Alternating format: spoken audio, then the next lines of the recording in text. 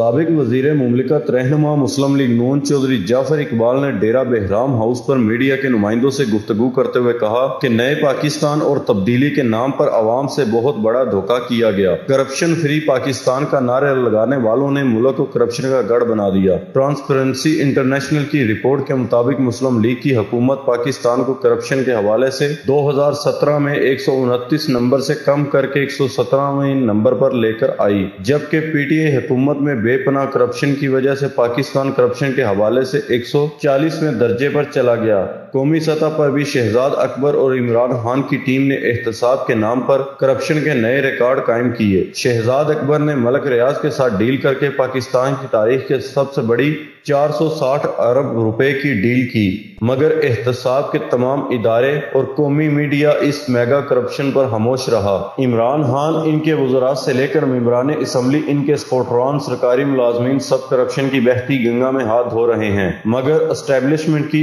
اشیر بات پر ان کی کرپشن پر تمام قومی اداروں نے آنکھیں بند کر رکھی ہیں۔ ایم پی اے میاں اختر حیات کی صدارت میں بلدیہ ڈنگا میں ایک اہم میٹنگ آج بروز بدھ دن 11 بجے ہوگی، جس میں پی ٹی آئی رہنما عثمان بشیر بٹ کی بطور کوآرڈینیٹر بلدیہ امور تقرری کے بعد بلدیہ ملازمین سے ان کا تعارف کروایا جائے گا اور بلدیہ سے متعلقہ تمام کاموں کی نگرانی عثمان بشیر بٹ کریں گے، جس میں صفائی، تجاوزات کا خاتمہ اور شہر سے ٹریفک بلاک جیسے مسائل کا حل کیا جائے گا۔ میٹنگ میں پی ٹی آئی ڈنگا کے رہنما، سرکاری اداروں سے متعلقہ اہم شخصیات، صحافی شرکت کریں گے۔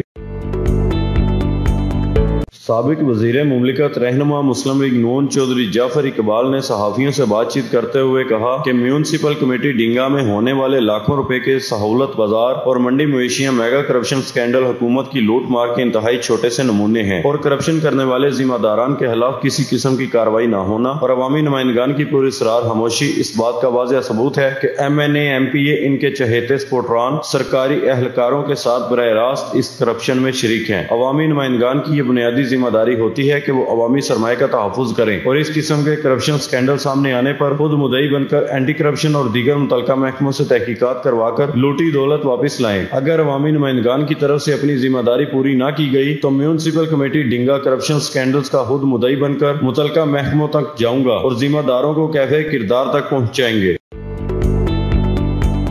ڈنگا میں موٹر سائیکل چوری کی وارداتوں کا سلسلہ جاری۔ محلہ مغل پورہ سے موٹر سائیکل چوری۔ ملک اسماعیل ساکن محلہ مغل پورہ اپنا موٹر سائیکل ہونڈا 125 مالیتی 43,000 روپے اپنے گھر کے باہر رات 8:30 بجے کھڑا کر کے گھر کے اندر گیا۔ 15 منٹ بعد واپس آیا تو موٹر سائیکل غائب تھا۔ کافی تلاش کے باوجود نہ مل سکا۔ نامعلوم چور موٹر سائیکل چوری کر کے لے گیا۔ پولیس تھانہ ڈنگا نے مقدمہ درج کر لیا۔